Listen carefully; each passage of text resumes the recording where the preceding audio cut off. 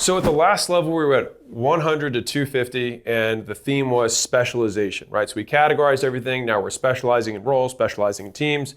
And so now we're past 250, and we're going from 250 to 499, 250 to 500. And the theme here is capitalize. And so at this level, headcount is like I stated. Your role is that you're now chairman, all right? And so the leadership structure is that you've got 5 layers underneath of you. And just to be clear, ideally you want as few layers as possible. Sometimes at this point, like you just kind of have that.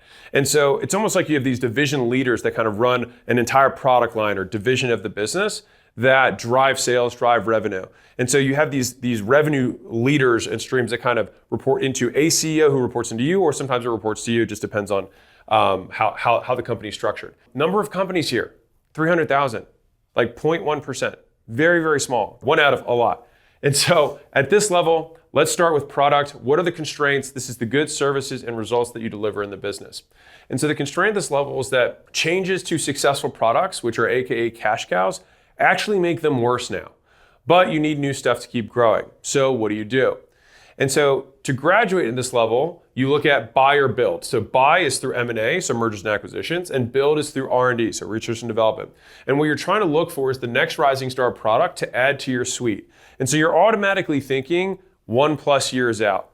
And so remember, at this point, you're this size business. Like you probably have a pretty good product. Like people like it, people are buying it, people are renewing. And so what happens is if you keep trying to change it, it's like you have a 5-year-old, 8-year-old base, and a lot of them are like, don't mess with it. We like it, it works, just leave it alone. And so you messing with it more sometimes, oftentimes, ends up just hurting the core product. And so this is a very famous quadrant from Boston Consulting Group. You basically have kind of 4 like product life cycles, all right? And so you've got your stars. These are the rising stars. So this is growth of the market and then how much of the market you have. So if you have a growing market and you're growing in your market share, the percentage of the pie, that's a star, right? Now, a lot of times the product at this point that you have is a cash cow. It's this thing that prints money, it makes money month after month after month. And so you have a lot of market share, but maybe the market's not growing as much. Or like you're like, we're definitely the market leader. We're definitely the dominant player in the space. Obviously, this depends on the market that you're going after, right? You've got the question marks, which is like, I don't know, these are bets.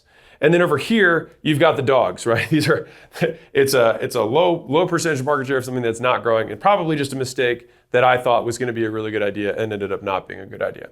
And so instead of messing with the cow and trying to make it into a rising star, we basically have to make a bet on what the next kind of 5 years might look like. Buy or build rising star. So you now kind of function like an investor. And so you look at market trends. So this sounds crazy, but you're like, all right, where's the market going to be in the next couple of years? What are the trends that people are like? What are the adoption rates of new tech I'm going to say trends again, but like what's happening in the market that I can bet on so that I can be there when the demand surges, right? What service line are people asking for today, and what are they going to ask for tomorrow? What geography or country is underserved? This is an underspoken about one. It's like you might have crushed the US, you might have crushed the UK, but maybe there's maybe Mexico or LATAM's a really interesting market for you that you could go pursue. It's like one of our portfolio companies. We looked at the market trends for that specific industry. What we noticed is that AI was actually taking out a lot of the smaller players. And so we made a decision, I want to say it was about 16 months ago, that our next big product that we need to roll out needed to be AI-driven technology. And so that actually is rolling out right now, and it's incredibly successful. And 18 or 24 months ago, people might have said, oh, is that really? But you start to see the trends, you start to read about it, you start to see what's coming. And so you start building something. So, a year or 2 years later, you have your next product. The big thing here is that you're optimizing for highest risk-adjusted return. It's the same RICE formula that we've talked about in other pieces, like what's the reach of this potential market or product? What's the impact that we think the solution is going to have? How confident are we that we're going to achieve this outcome? And how expensive is it to make this bet? Time, money, resources, et cetera. You're like, all right, well, do I buy or do I build? So this is just a classic business case study question, and there's horror stories on both sides of this, and there's amazing unicorns on both sides. So if you're trying to make the decision to buy, it's like, is this very core to our business, or is this something that just can kind of sit on the side as just a good return of capital? Is this something that we can cross-sell our existing customers? Are there cost savings that we can get by just bringing this company in? If it's in the same industry, Is our company now going to become a platform company? So like Waste Management's a famous platform company. All the guy did was just keep buying these trash routes until it eventually became one of the biggest trash management business in at least the US. It costs money and time to do this on your own versus taking it in. So is there a speed component? Like, is there a race that's going to happen, and us getting 1 year ahead or 2 year ahead, is it going to make a material difference? If you're in a market that's not like this, like if you're in the lawn care or trash, like there probably wasn't a huge amount of like technological breakthroughs happening in trash. And so he still did do a rapid scale system because he did through acquisition. So obviously it worked well for him, but you may lean more towards acquisition if speed is a massive thing. And so it's like, if speed's super important and it's not going to be core to the business, then that might be something where acquisitions it makes more sense. If it's really core to what your like future is going to be, it might make more sense to build it in-house. And so building tends to have better long-term outcomes. It's just that if there are market dynamics that require speed, that is when that other variable comes into play. Or if there's relationships or regulatory agreements that like licensing that takes years in order to get, sometimes you buy it just for the underlying assets or the IP that you could then cross-sell into your existing base, et cetera. So at this point, when you're looking to buy something, you really want to think of it like you're buying a business which is a product to your business. And so if it's a product to your business, what you have to realize is kind of like what we talked about in the last levels, not every piece of that product is useful to you. And so what are you buying? Are you buying the customer base? Are you buying the team?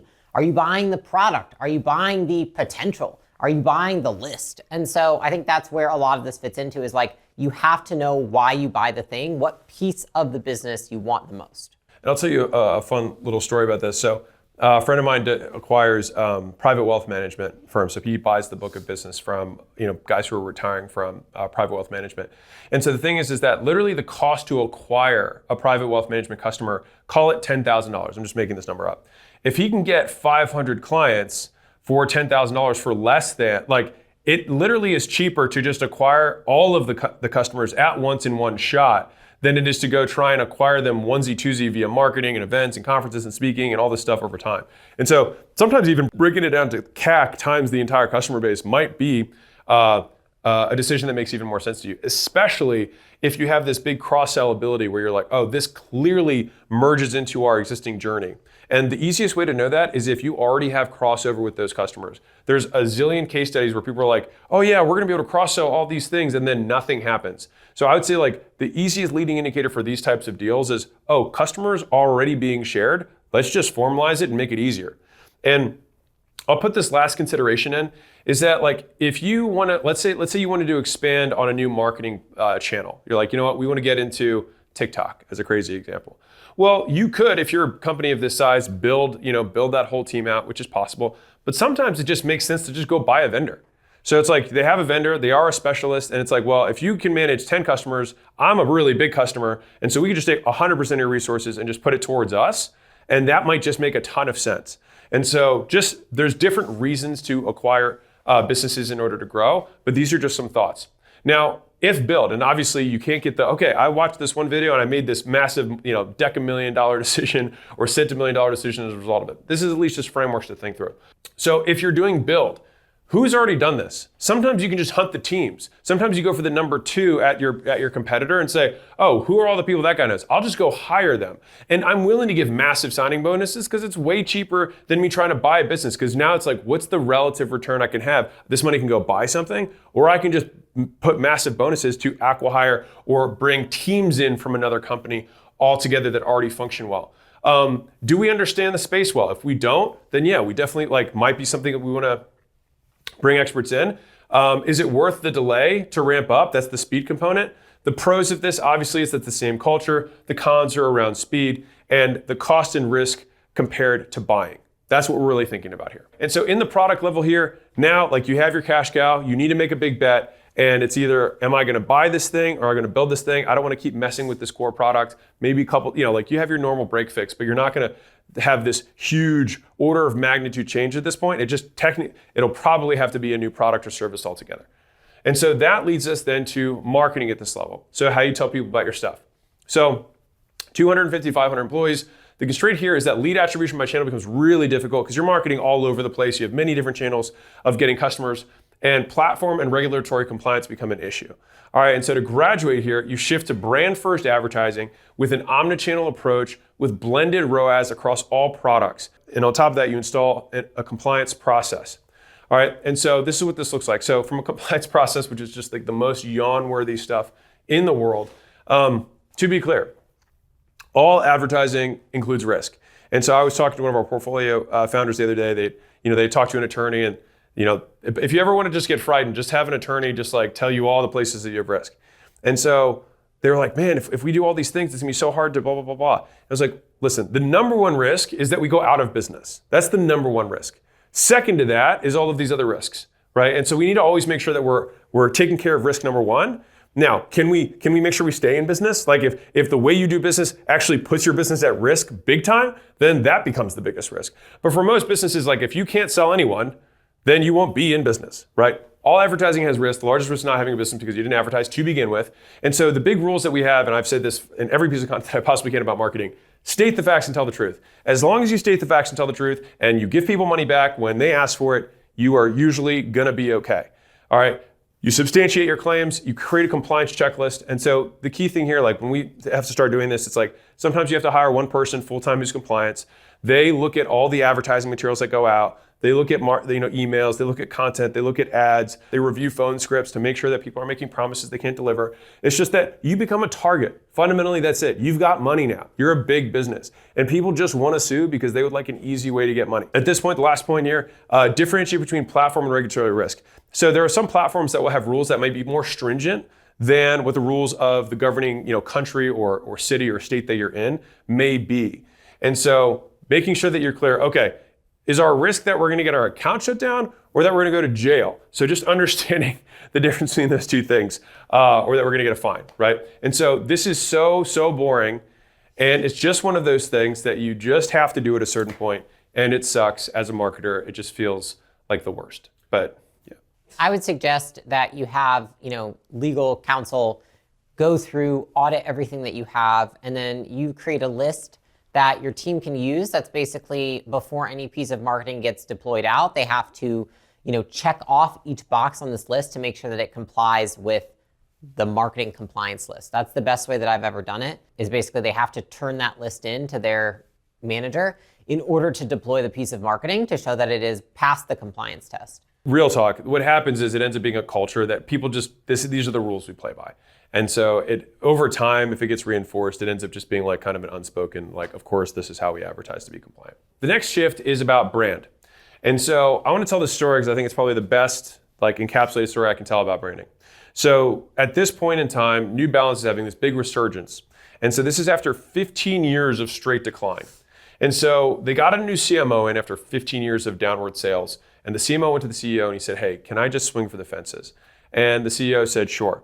And so he switched from 70-30 direct response to 70-30 branding, meaning top of funnel, brand awareness, brand associations, collabs, partnerships, endorsements. And then only 30% went to bottom of funnel or direct response offers, direct to sale, ROAS stuff. And so here's what happened. After they made that switch, they kept losing money for 18 more months. They actually lost even more money. It was, he was like thrilled for his new job. But at month 19, they just went like, whoop. And then after that, it shot out like a gun and it went straight back up. And now New Balance is having this big, resurgence right now. And so there's a couple big lessons that I take from this that I think that businesses of this size would benefit from. So number one is that it takes a long time, 18 months, for branding to start paying dividends. And so if you are like, we need to reinvest in the brand, don't expect it to be like a 2-month thing. Like it's gonna take years plural, because New Balance probably has a pretty big budget and they still spent for that money for that period of time before it really started showing returns. So that's number one. Number two is that this ratio is something that I would say, like they had 70-30. That's what I heard from secondhand from the person who talked to the CMO. This is so close to accordance with the 4-to-1 ratio that I talk about in terms of give to ask. And so that ratio has been super well studied. So every 4 pieces, 3 are content, 1 is a commercial, right? So every 4 minutes of television, every 4th minute is a commercial. They might block that, so it might be 12 minutes and then it's 3 minutes of commercials, right? That's how it might work. Same thing with YouTube. If you look at your news feed on Facebook, 3 posts and then an ad, 3 posts and then an ad. And so that ratio of give to ask, of reward to not good, has already been studied as like kind of the sweet spot for a mature platform in order to benefit financially, but also be able to continue to at least maintain its market position. Now, if you want to grow, that ratio gives even more in the give favor. So like when TikTok started, they didn't have any ads and they didn't have ads for years because they just wanted it to be value, value, value, value, value, right? The whole way through. In your content or in the stuff that you're going to choose to brand, keeping that same idea of like, what is the ratio of value to ask that we have in our prospects' minds? And so I see this 18-month period as people had already seen so many asks, they had to just basically keep giving for 18 months before they could shift that ratio back where they're like, oh, these people are sweet, these people are cool, whatever it is, right? And so if you are going to invest in branding at this point, you have to be able to say, okay, we're going to spend, let's say you're, for simple math sake, let's say it's $1 million a month is your advertising budget. You're gonna say 750 of that is going towards content, it's going towards giveaways, it's going towards tools and products that you can give to your base for almost nothing. Or if you're direct to consumer, this is endorsements that you're doing. This is the LeBron deal. This is the collabs that you can do with other creators or influencers that represent things that your ideal customers resonate with, that's in parallel with your brand and the things you want to resonate with. Okay, so once you start branding, then it's like, okay, we have to look at this as a blended ROAS. So when you start doing this, the marketing team, like if you do have a good brand, the direct response side, the ROAS side of the business, that's all about optimizing the funnel and direct response, getting the immediate sale.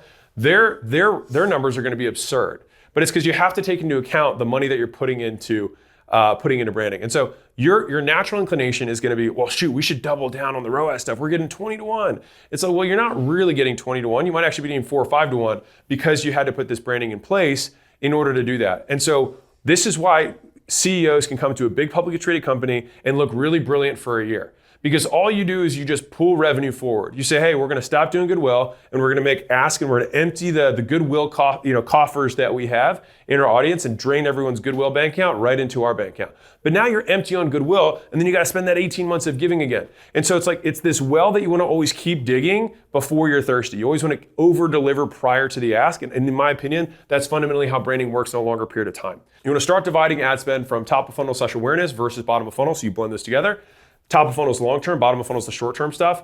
And when in doubt, go long. The biggest difference between founder-led companies and kind of like professionally managed companies is the founder is almost always thinking much longer term. And so they're willing to give a quarter, 2 quarters, a year towards gives, whereas these corporate guys, these suits, you know what I mean, who are just managing quarterly expenses tend to not think that long because they're going to be on to the next business that they don't really care about. They're just going to rip out profits and move on. And this is what gives private equity and things like that a bad name. But if you are kind of founder driven and you do have that long-term expectation, you have to keep giving. And so you have to, in my opinion, if you're making these excess profits right now, you spend the extra cash on the long-term branding if you want to build something that lasts. At this point, you then add as many channels as you can using that same approach. And when you want to enter into a new channel, you still start with that still brand first, give first, value first approach. So you can kind of like pave the way with goodwill, and then you follow up later with your ask, your direct response things and whatnot to basically get that money back. This is a little bit of a more advanced business topic, but if you're listening to this, then this would apply to you, is that you want to figure out what the cost to acquire a permanent customer is.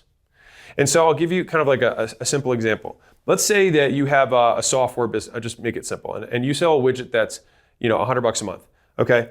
If you sell, let's say, free trials, and 1 out of 3 trials turns into a customer, okay. You can look at month 12 and month 24 and say, okay, what percentage of customers who come in make it to here, and then after this point, people don't churn. Okay, so let's say it's 1 out of 3 of the customers makes it all the way to that point that they basically don't leave again. Or if you're in a physical products business, once they're here, they're a permanent customer for life. They keep buying Coca-Cola, they keep buying See's Candies, they keep buying Gymshark, whatever. Once you do that, then you can understand the cost to acquire a permanent customer. So it might be the cost of 9 trials is what it costs to create a permanent node of revenue in the business. And so then at this point, it's really just a huge math problem of, okay, it's going to cost us this many millions, tens of millions, hundreds of millions of dollars to then force all the way through to this one point that builds our permanent compounding in the business. And like understanding, it's just like one of these big back of napkin math equations that's so valuable because once you see it, you're like, oh, I know how to get to $1 billion. oh, I know how to get to 10 billion from here. Because you're like, it's this much money, it takes this many trials to make this many customers become permanent customers. Great, let's flow our cash through there. That is what marketing at this level looks like in terms of telling people about your stuff. And so now we move on to sales. So how do you get them to give you money? All right, so here the constraint is that too many different leads and products for any one type of salesperson. And so to graduate here, salespeople specialize. So you'll see a little bit of crossover between the last one and this one in selling different products to different leads using different processes. And sometimes you have to start routing leads by product or territory. All right, and so this is what this looks like. So sales specialization. So we already did the best leads to best closers. So that's kind of like number one, check. The next one is certain leads can only go to certain closers because they only know how to close them. So it's like if you have a direct-to-consumer line and then you have a wholesale line, the process of selling wholesale is going to be completely different. The salespeople selling to wholesale is completely different. The prospects that you're selling to are completely different. They respond to different messaging entirely. I'll give a D2C example. So like here you might have a nano influencer sales team that's just for the tiny influencers. Then you might have mega influencers. And then you have wholesale. Like all of these are very different avatars that you might need to expand into. But each one of them is going to have different leads, different pipelines, different processes, different everything. But at this point, you might be getting them because like sometimes your nano influencer does bring a wholesaler in. You're like, ooh, what happens here? And so this is why we put in the categorization and we put in the specialization of roles so that we get to here and we can capitalize on what we put into place so that we can get even more, we can squeeze even more out of the funnel. All right, and so this also means by consequence that you're going to have different types of salespeople and different compensation and training for each of those reps. And so those teams now have to, like training is going to be in a completely different scaling framework that we have for you guys, but I would be remiss not to at least mention it. The reason that we have to do this though, just to be the big picture, is that you specialize to shorten training. Because imagine if somebody comes in and you're like, okay, there's 6 different processes we use. There's 6 different types of leads for 12 different types of products. The time it would take for somebody to learn all those processes, all those products, all those customers, like it would take forever. So you have to narrow it down and be like, okay, we're recruiting specifically for wholesale. We onboard them specifically to wholesale training. They're going to have this compensation structure. They're going to go after this thing on this channel. And so there's just a lot more stuff going on. And so each of these divisions start to sprout and grow their legs. I mentioned earlier the territories that often sometimes happen, especially if you're like a brick and mortar type thing, or at least you sell into different areas of the US. Having territory leads and things like that starts to become important. Sometimes just culturally, like guys from the South tend to respond more to guys from the South. Guys from the North respond more to that. And so you start matching the types of people with the types of people who sell best to them. And so this is just an explanation of what different processes might look like. If you have a really low ticket thing, it might be boom, 1 call close. The second might be 2 calls with some sort of sales aid in between. The third might be, okay, we have to get someone on, then we have to talk to multiple stakeholders in the company. It might take 5+ phone calls with different stakeholders all at different times to make sure our thing integrates with their solution, blah, blah, blah. And each of those is going to be basically a whole separate thing.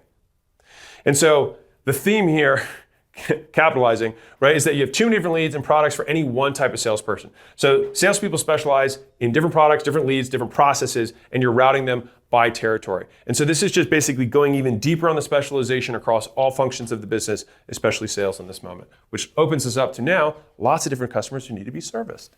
So customer service is how you get customers to refer, retain, review, and resell, okay? So at this level, support for varied new offerings is breaking because of the volume.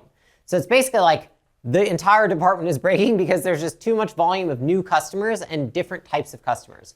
And so to graduate, what we want to do is triage support to specialized CS reps. Notice this is very similar to sales.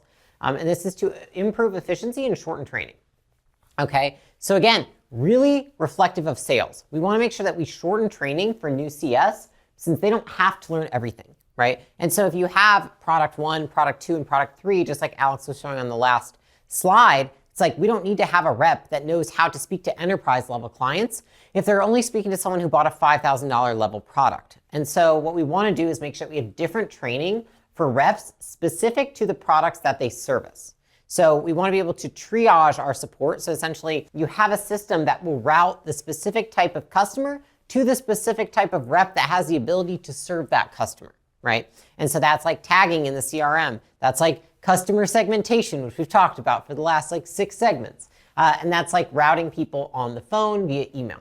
So what that enables you to do is have career progression for those reps that are servicing those higher level customers. So the cool part is that what you can do now that you have the different levels of service, you have customers and then now that you have reps that are servicing those customers is essentially for those reps that start off and they're servicing the lower level customers. You can say, hey, listen, if you kill it, maybe we're going to put you on product 2, and then you're going to make $15,000 more a year. And then, hey, if you freaking kill it there, we're going to put you on enterprise. And enterprise, you can almost double what you made when you came in day 1. And so the cool part is that you create almost a retention system in here, because with all the new products that you have, as you tier them and you triage that support, you also, by proxy, create this system where you get to ascend support reps, which means you extend the lifetime value of your talent, which is fantastic. And so it extends the lifetime value of your customers, extends the lifetime value of your talent. You also get to shorten the time of responses, since the best people get routed to the support reps that are trained on that specific product. So a lot of times what happens at this point, again, is that support is slow because there's no efficiency, because you haven't trained people and you're not rerouting people correctly. So it's like, have you ever gotten on the phone with somebody and they're like, what's your problem? And you're like, the delivery didn't get to my door. So like, I don't have the package. And they're like, oh yeah, okay. That's actually a different department. So let me, hold on. And then you get on the phone and then they're like, hey, what's your problem? You're like, oh my God, okay. Well, my delivery didn't get here. I don't have my package. They're like, oh yeah, okay. Actually, that's not my department. That's another, I'm gonna have to reroute you to them. And you're like, oh my gosh. And so by the time you get to the person that can actually resolve your problem, you've been on the phone for 20 minutes. Nobody wants that. And so that is why it's so important to triage support at this point in time. And then here's the last thing, is that you wanna make sure that the notes that you have in the system are standardized so that different reps can do different handoffs seamlessly. So for example, if you have somebody that's in your first level product, right? And then they wanna buy the back level product, or they get, passed over and they do a cross sell to a different product. There's notes in your CRM so that somebody can reference what's already happened. They're not having to ask them the same question twice. The customers aren't having to repeat themselves, because this is the biggest thing that happens in big companies like this, is that the customer repeats themselves over and over and over again if you don't have a centralization of notes about that specific customer. And so just adding this in with regards to like technology, the idea is that think about all the different ways that any customer can communicate with you, right? And so at this point, you probably have many different ways that a customer can reach out. They can reach out via email. Sometimes they reach out via DM on social media. Sometimes they call, right? There's all these different ways they reach out, and all of those have different customers that are using those different methods. And so most of this is just tech integration to route via rules and by channel of communication. So Alex doesn't want me to talk about this, but I'm gonna throw it in, which is, well, you'll notice the theme of this entire section, capitalized, is that you have almost like product divisions, right? And then below those divisions, you've got your electronics, which has its own marketing, own sales, own CS. Home goods has own marketing, sales, CS. Yummy snacks division, own marketing, sales, CS. And so at this point, you might have CS that is segmented by each division itself. So you have a CS team here, a CS team here, and a CS team here, and they got triaged by the technology. And structurally, each of these has people who are just driving revenue. That's why it's like almost like these little mini companies that start to exist within your larger company. Great, so for customer service, we have varied support for the new offerings, and it starts breaking due to high volume of customers. And so we want to triage support to specialized CS reps. So at this level, you're almost a company of companies. You've got divisions of revenue, and sometimes they're separate, entire entities that you've either bought or haven't bought yet. They've been rolled into a larger group. And just for context, Acquisition.com has over 1,000 employees across all of our portfolios. So I feel relatively confident in talking about some of the struggles that you may be going through and some of the challenges to get kind of above that. If you don't already have a customized scaling roadmap, below this video, you can click a button and it'll give you kind of a general overview. But I'm assuming that if you're at this level, that I think it will help. But you may need more tailored or individualized solutioning. And if that's you, I'd love to invite you out to one of our scaling workshops here in Vegas, where Acquisition.com is based. And so my portfolio team can work with your team or work with just you to help you tailor your specific roadmap to where you're at in your industry right now for your business. And candidly, the businesses that have more resources get more out of it than anyone else, because also this is like what we do. And so if you want to expand through M&A or you need to make a big bet, it's one of the most strategic decisions that you can make. And we've had to navigate this many times across our portfolio. And I'd love to help to the extent that we can. And transparently, the reason we do this is because it's also a way for us to meet other great businesses that we could potentially partner with or buy, depending what your goals are, to help you get to whatever level of scale or impact that you're looking for. And so if that sounds interesting, you can click, I'm sure somewhere around this video. If you're at this level, you can probably figure it out. But you can click, make sure you qualify, and otherwise, love to see you out here. Which brings us to IT, which is how you gather, store, analyze, and display information. Okay, and so at this level, the constraint is our old tech stack is insufficient and needs updating. You've essentially broken it with volume. Notice there's a volume play here. Departments demand new and specialized solutions. So here's the thing. In the last level, we talked about how we needed more specialization of tech. That started in that level. At this point, you should have full-blown, just like I showed on the last slide for CS, you also have tech teams for each product division, right? And so each major tech function has its own updated and segmented tech stack by this point and is fully fleshed out. At this point, they cannot function without their own autonomous teams. Now, does that not mean that there's one person that regulates all of the teams of teams? No, that can exist, and we'll talk about that in a different training. At the same time, the new thing that happens at this point is you probably need to consider a new enterprise level software. So at this point, when you've gone from, you probably are using the same CRM that you were using when you had 50 people and you had way less customers. At this point, you probably have to look at an entirely new solution, something like an ERP. So you might start off with a CRM, but then you have to move to a real full-blown customized solution, something like an ERP, like a NetSuite or a Zoho, or something that has more robust customization so that you can actually fulfill all of the individual needs of all the departments and all the products. Because at this point, the thing that you notice is that even just something down to the detail of the CRM you have doesn't even have the right login abilities to account for the products and the owners you have of each. So you're like sharing login credentials and stuff. That's because you have the wrong system. The right system has all the right functionalities to accommodate a company of this size. And so again, each function of IT needs its own czar, essentially, right? You need a marketing czar, you need a sales czar, you need a CS czar, right? And then below that, we need prioritization of that system to make sure that they don't get bogged down with work that doesn't matter, right? And so that's why we have to make sure that we have inquiries and we have SLAs established. And I'll jump in. The thing is that a lot of times teams and individual contributors at this level almost have like the IT function specifically is like an internal service that it's almost like a vendor that exists in the business to service the other functions of the business. They support value creation. And so oftentimes when you give someone a blank check on help, a lot of individual contributors don't understand the cost of the asks that they have relative to the impact of the asks. And so these guys just become free help and they just get inundated with a bunch of useless stuff. And so you have to just be able to say, like, these are the only things that these guys are working on, and this is the agreed upon triage order of importance in terms of prioritization. What ends up making IT departments ineffective in general is that they spend all their time working on stuff that doesn't matter. And so you want to have different levels of IT talent to organize the infrastructure to make sure that it stays working correctly.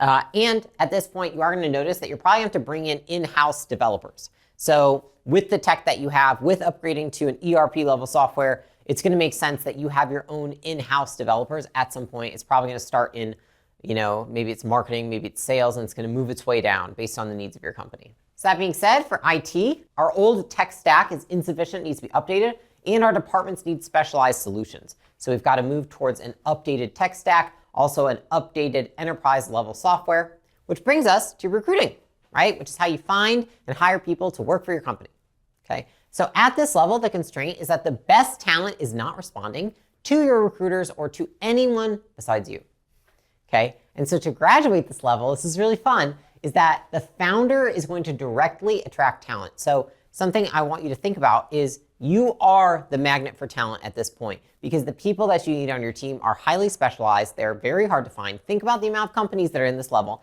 not that many, and you're trying to find people competing with all those companies to work for yours. And so at this point, you are going to have to realize that you are headhunter. You are headhunter. You are headhunter of the company, right? And so you are going to be the one, you're the chief salesperson selling people on the growth and the vision of the company. This is something that I can't stress enough. It's not something that you can outsource to a recruiter. It's not something that people can do for you. Nobody's going to respond to anybody more than they will respond to the founder, the CEO of a fast growth, large company. Okay, so when you knock on their door, they might not know you personally, but they've seen your name, they've heard of you, they've even just seen your marketing or an ad, and they're like, holy crap, I'm gonna open the door just to see what's up. And so that's what you get for being the CEO or the founder, is you get them to open the door. Now the next thing is that you go in the beginning when you have a smaller company, you're selling customers and you're selling your teammates, and now you're selling top level talent on the vision of the company, and you're selling them on the vision of your company being so big that it can fit their vision for their own career within it. And that's really why it's so important at this point in time that you are the one bringing them in. Second to that is that these people are highly autonomous.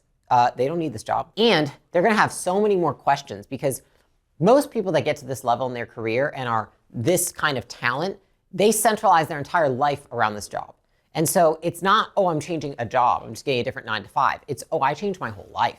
I'm orienting myself into a new mission. I'm on a new rocket ship. And so if you think about it like that, you'd understand why you might have countless conversations with these people over the span of months or even years. And I can tell you that I am actively in conversations with multiple people who take months to persuade to leave their current opportunities to come into our business. But think of it more like courting. It's like dating. It's like we got to date before we get married. And there's some really interesting examples of this. If you look at Steve Jobs, he constantly talks about how it takes 12 to 18 months to get the top people from his competition. Okay, and so that's something that he cites over and over again, is it might take 12 to 18 months to get the person that you need to grow the company. Another one that you can look at is if you've ever seen Mark Zuckerberg. He talks about how he had to take Sheryl Sandberg out to dinner for a year. They went to dinner together. I think it was like every 2 weeks, maybe it was. Do you remember? It's a lot. It was a lot to persuade her to come to Facebook, right? And it ended up being one of the best decisions she could have made. But I would also argue that one of the reasons Facebook is so successful is because he assembled a team of the right people to make it happen. And so I'll just add in here real quick. This might be like, wait, am I going to be the head recruiter? No, you're going after high value targets. Like you're still, you're going to have a team of recruiters at this point. I'm just being clear here because I was talking to one of our mutual friends who's got a company of this size, and he was like, make sure they know that I'm not recruiting like frontline. I was like, I know you're not recruiting frontline roles, man.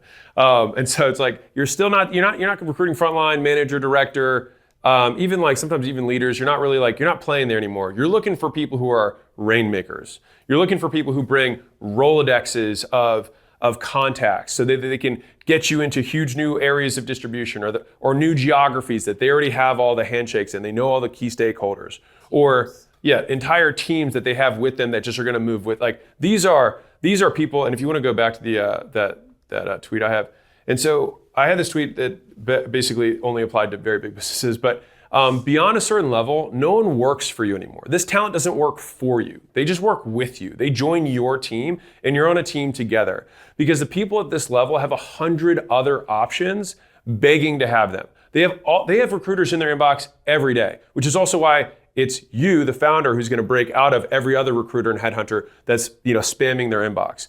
And so you're not doing them a favor by giving them a career. They're doing you a favor by building you a company.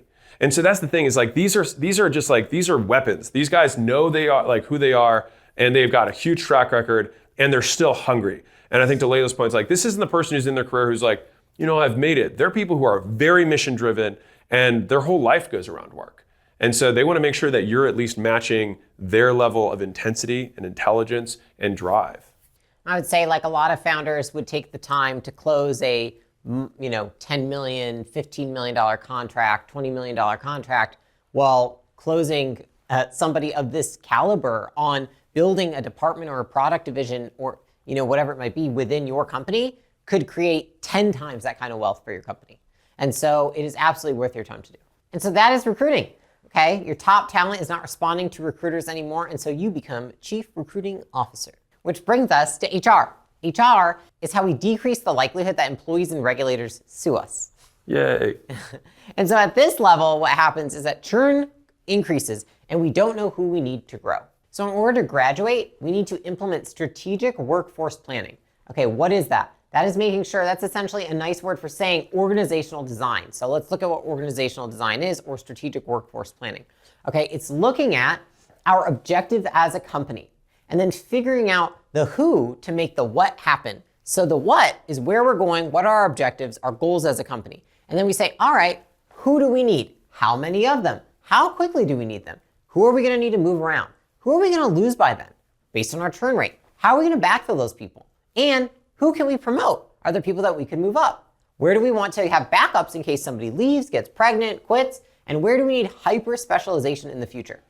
It's essentially just like you do projections for your financials, you do projections for your workforce. Okay, this is actually something that I do right now, which is essentially building out a 12 to 18 month workforce plan. It's predicting who's going to leave, who's going to get promoted, what roles are we going to need, and looking at, okay, right now we have 315 people, but in 18 months, we're going to need to have 500 people to accomplish our goals.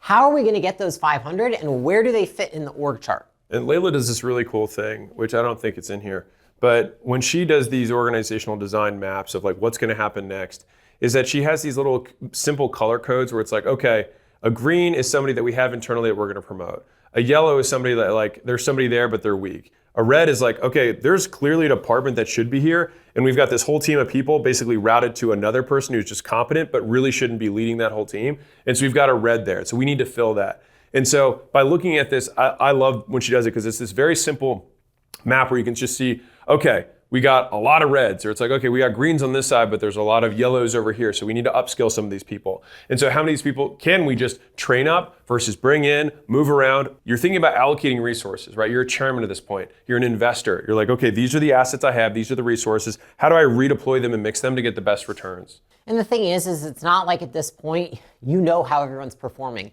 You're going to have to create a process that your managers can use to rate the employees on their teams. Are they red, yellow, or green? And then you use that to look at, okay, now I need to know what kind of resources to bring in based on the feedback that they've given me, right? And so there's another cool thing that you can teach your team that you've probably seen this as a project management tool. It's called the RACI matrix: responsible, accountable, consulted, informed. And so I've taken this and I like to use it actually for how I do organizational design. So responsible is who's the person who actually does the task, right? Who's the one doing the job? Accountable is the person who's accountable for the process or the task being completed, which is usually that person's direct manager. C is consulted. Who are the people that are not directly involved, but they're consulted with because maybe they are a subject matter expert, right? Like I don't do the recruiting and I'm not even right above recruiting, but I am consulted for recruiting because I am an expert in recruiting, okay? Informed is who are the people that need to receive information about the output of the task, right? So this might be the whole leadership team, the CEO, the CFO. And so when I'm doing workforce planning within each team, I like them to build out a RACI matrix for their team specifically. Because when they're trying to fill gaps, it's really easy to see where the gaps are if you roll out a matrix and then you see, oh, weird, we have all these people, but this one person is R for all these for all these tasks. Or, hey, we have this whole leadership team, but only one of the leaders is actually the one that's accountable for all these things. The other ones are just being consulted or informed, so they're being underutilized, right? This person has too many direct reports. And so it's a really great way of seeing how resources are deployed within a specific team. And so I'd suggest try it with your teams. I don't think it's useful to do with the entire company, but it can help if you have your teams use this framework. They can then give it to you, so then you can use it to figure out the entire organization and what it needs to look like so that you can plan. And so that is HR. Churn increases, you don't know who you need to grow, and you don't know how to add people to the organization to achieve your goals. And so you want to implement strategic workforce planning, aka organizational design. Which brings us to the last, which is finance. And so finance is how you manage your money. And so the constraint at this level is that your finances aren't legit enough to get other people to give you money. So think about this in terms of raising money, borrowing money, buying your business to make a big investment in M&A or R&D. So if you recall from the product section, we've got our cow, we have to make a bet, buy or build in order to get a rising star. So the thing is that at this point, sometimes you need outside capital in order to do that, or at least to accelerate it. And so to graduate, I like this kind of frame of like, prep for sale. So to be clear here, I'm not saying you're gonna sell your company. That's not my point. It's that you wanna get your company sale ready. And that's not like, oh, now we wanna trim, we wanna show our margins, anything like that. It's just, how do we clean up everything so that we can double down and capitalize on the opportunity that's in front of us? And so this is where you wanna get maybe a quality of earning. Maybe like one of the biggest hacks in the world is getting a banker audit, which is talking to investment bankers and being like, hey, tell me everything that's wrong with my business. Now, they want your business because they want to sell your business later for a commission. But some of the best free consulting in the world that I've ever gotten is just talking to investment bankers, because they'll tell you everything that's not good with your business from the eyes of an investor. And just as importantly, from the eyes of a lender. And I would say the key here is like you're looking at your business as a product for the marketplace. And so you're really trying to figure out, how do I make this product more appealing to be bought? Not even just because you want it to be bought, but because it makes it a more valuable product to own. And so I like this little analogy, which is If you've ever owned a house before and sold it, you go through this process where like at the very end when you're about to sell it, all of a sudden you like fix the door, you fix the patio, you power wash the side, you put some lube on the thing so it doesn't squeak anymore. And at the end you look at the house, you're like, this house isn't so bad. Maybe I will keep it, right? And so it's like you kind of want to do that within the business because then you're the owner and you do get to keep it. Yeah, it was funny because the other night we were having dinner with one of our portfolio CEOs and he actually said, he was like, I'm not saying because they have interest in selling a piece of the business to a different They're partner. getting pursued a lot by different investors. Yeah, so they have a lot of investors that are interested in them. And, as we're going through this process of, quote, prepping for sale, the owner kind of said to us, he was like, I don't know. I keep looking at it. It's like, if these couple things, we get all this stuff in place, like, why would I want to sell the thing? And it's kind of the conclusion a lot of people come to. So, even though we go through the prep for sale process, like by no means does that mean that you need to sell the business. And so, yeah, you speak to bankers, you get your free consulting, you clean house on the people who no longer contribute. You'll get third-party audits beyond a certain point to ensure that nothing's missed. Remember, internally we said these internal audits? Well, at this point, sometimes it's just good to have somebody on the outside who's kind of a neutral party. Double check all your internal team's work. So I had a friend who had a business years ago, and he actually did this process, and he actually found out that one of the people on his team had stolen over $20 million over like years and years. And so this was many, many years ago. He was telling me about this story. And so I was like, geez, he's like, it's good to have outside eyes past a certain point, right? And so the next one is you might want to reconsider your legal structure because sometimes if you're an LLC or an S-Corp, it doesn't actually make you an ideal structure for like a minority deal or some sort of dividend recap, things like that. Talk to the lawmen and they'll let you know where you're at with that. There's sometimes it depends on the company, but big investments hedge. So Ray Dalio tells a story in his book where he was going to McDonald's, and basically when you're buying in so much volume for if you sell products, for example, and you have key ingredients like beef or Starbucks has coffee beans, right? Like a change in a couple cents per pound or of whatever is going to have a huge impact on the profitability of your business. And so basically there are investment products where you can hedge against that. So it's like, okay, if I make a bet that soybeans go up, then if they go up, then I'll get paid, which will offset the loss that I would have from the fact that my cost of goods went up. And so on the flip side, if the cost of soybeans goes down, my cost of goods is going to go down, so I'll make more profit, but I'll lose the bet. Right? And so that hedges your bet so that you can kind of smooth out the profit. We're talking big business here stuff, but these are some things that you can consider if you have huge reliabilities or huge purchases that you need to make in order to make the business grow. Big thing here is that if you are not wanting to do any kind of sale, but you still want to have more capital to potentially make an acquisition or buy a team and carve it out of a company, or maybe it's on the marketing side, like I want to go get these two big brand sponsorships, but like it might cost me $20 million a year to get these huge sponsorships. Okay, if that's the case, then sometimes having debt relationships can be really helpful, right? And so that's where you can have lenders, you can have banks sometimes, but usually it's going to be kind of private lenders and they're institutional typically, who they are all about the downside. They actually don't care about your upside. They just care about how likely it is that you're going to continue to make money so you can pay back the debt with the interest that they're going to make their return on.